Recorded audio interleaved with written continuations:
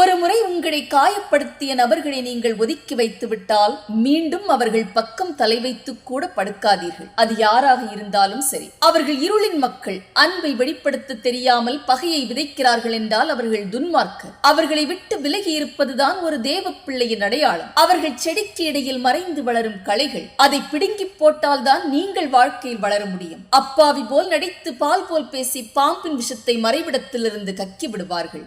ஏவாளை ஏமாற்றிய பாம்பின் கதை உங்களுக்கு தெரியும். ஒரு நிமிடம் உங்களை மதிமயங்கச் செய்து வசியம் பண்ணுவது போல் வாழ்நாள் அடிமைகளாக்கி விடுவார்கள்.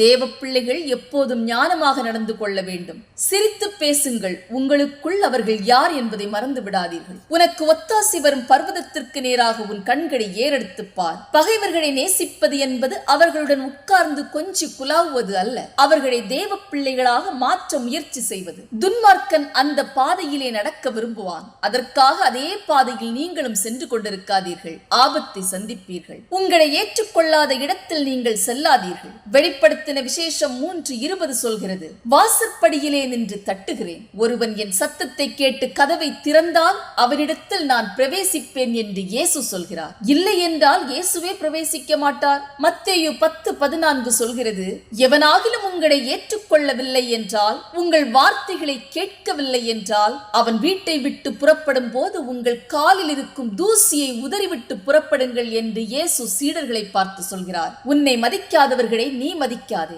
அதற்காக நல்லவர்களை துன்மார்க்கம் என்று முத்திரை குத்திவிடாதே. ஆவியின் கனிகளை கண்டறியும் ஞானம் தேவ பிள்ளைக்கு இருக்க வேண்டும். நல்ல மரம் நல்ல கனியை கொடுக்கும், கெட்ட மரம் கெட்ட கனிகளை கொடுக்கும். நல்ல கனி கொடாத மரங்கள் எல்லாம் வெட்டுண்டு அக்கினியில் போடப்படும். ஒரு நாள் இயேசுவுக்கு பசி வந்தது. இலைகள் நிறைந்த அத்தி மரத்தை பார்த்து பழங்கள் இருக்கிறதா என்று தேடினார். ஒன்றும் கிட்டவில்லை. இது முதல் ஒரு காலம் ஒருவனும் உன்னிடத்தில் கனியை புசியாதிருக்க கடவன் என்று சபித்தார். கனி கொடாத மரங்களை உங்களுடன் வைத்துக் கொள்ள வேண்டாம். மீறி வைத்துக் கொண்டால் நீங்களும் அதே போல் மாறிவிடுவீர்கள். இங்கே தியாகம், வரம்பு மீறிய அன்பு, முயற்சி செய்து பார்க்கிறேன் என்ற வசனங்கள் தேவையில்லை. நீங்கள் மகிழ்ச்சியாக இருக்க வேண்டும் என்றால் தேவையற்ற களைகளை வெட்டி எறிந்து விடுங்கள். அப்போதுதான் நல்ல கனி கொடுப்பீர்கள். ஆமேன்.